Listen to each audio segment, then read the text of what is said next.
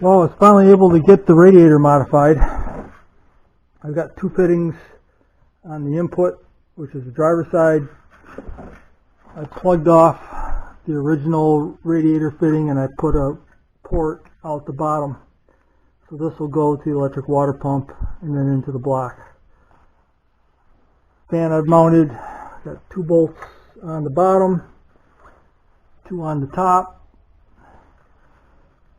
and the drain.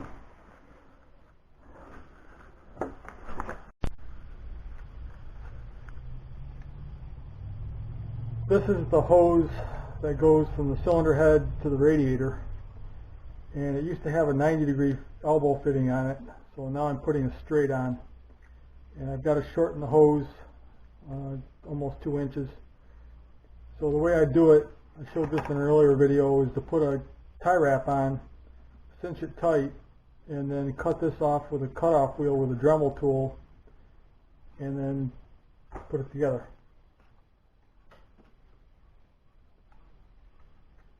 I don't know if you've seen this setup for a Dremel tool or not, but it's got a quick release cutoff disc bit. So you just put it on, turn it 90 degrees and release it. Makes it pretty easy for changes.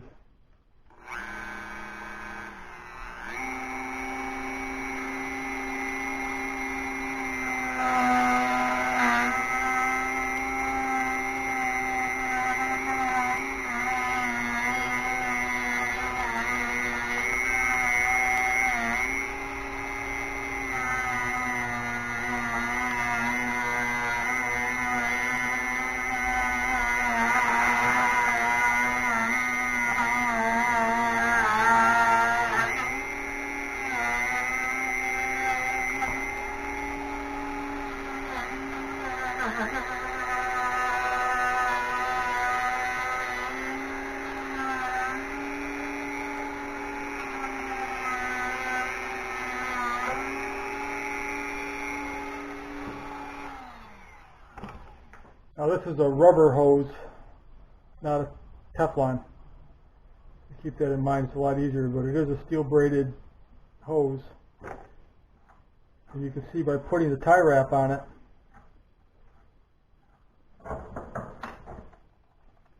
it stays pretty clean. I do have to trim that one little piece of wire off. Oh, there it goes.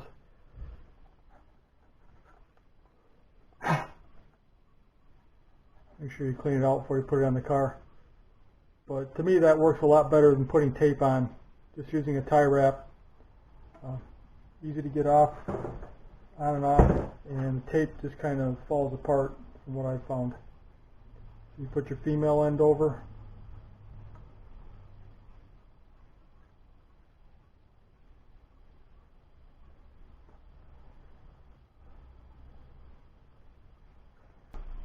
Another method that works pretty good is the tap.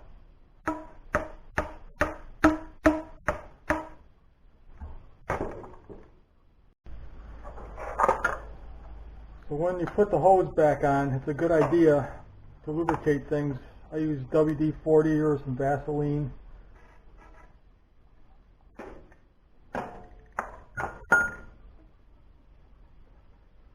This is an AN16 hose, so it's 1 inch.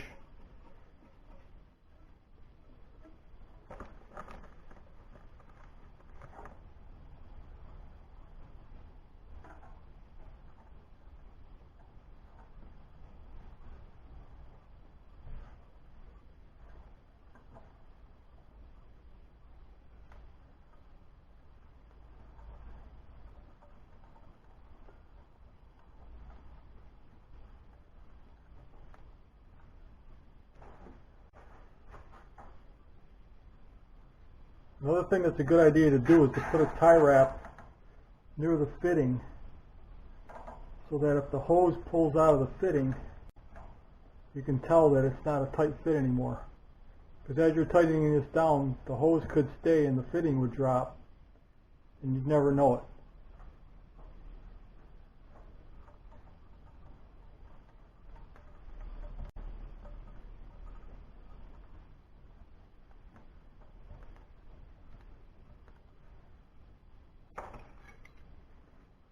Now this is my adjustable wrench for AN fittings. It goes up to AN 16. Most wrenches only go up to AN 12, so if you're buying it, keep that in mind.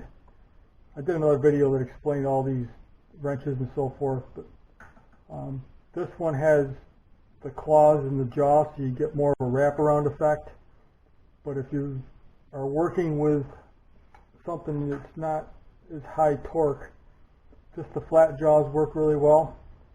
Again, this one only goes up to AN 12, but this is a lot easier to get on and off quickly without scratching it, where this one is a wraparound. So it's a little more time consuming to put it on, take it off, put it on, take it off. But it does give you a much better bite.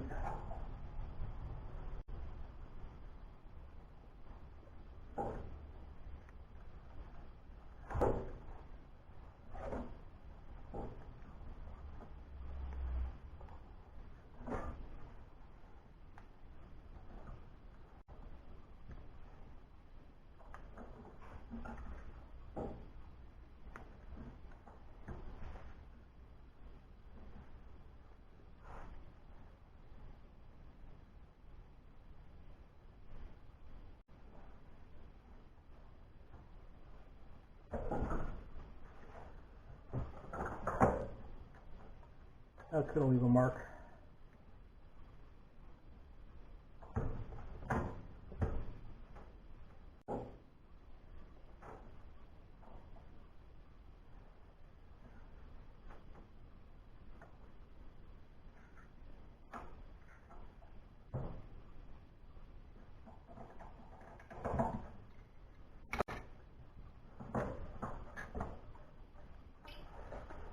So you can see when my jaw slipped, I did scratch it, and that can happen.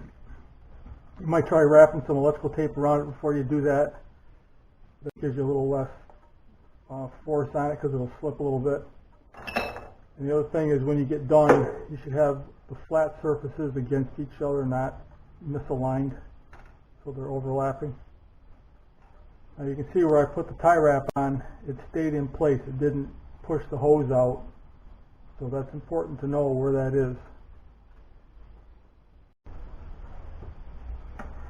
So when I've scratched the fitting,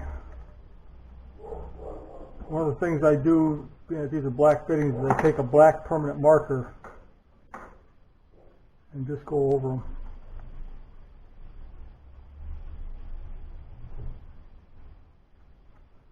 And that's usually enough to make them look a little better so you don't notice the scratch so much. But the goal is not to scratch them at all from the start. So this is the final result. This is the fitting I just replaced.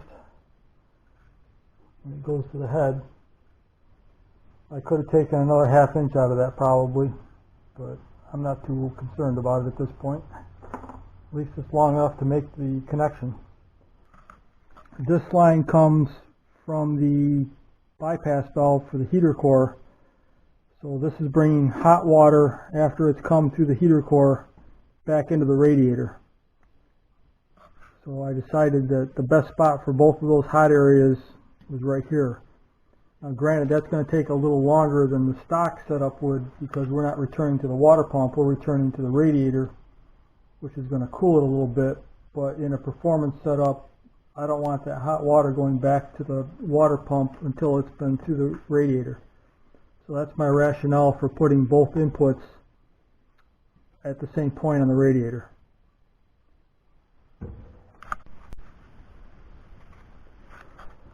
On this side, I mounted the electric water pump. So the way I did it was to put a 90-degree elbow hose, radiator hose, at the bottom to the input of the pump, and then from the pump to the block, if I can get this out of the way,